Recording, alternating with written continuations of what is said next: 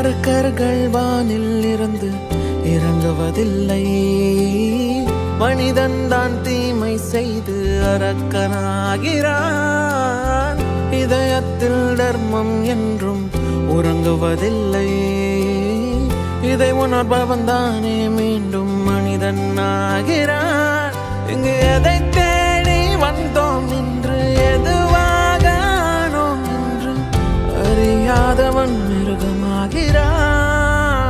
நான் யார் இறைவா, விடைத்தாய் இறைவா.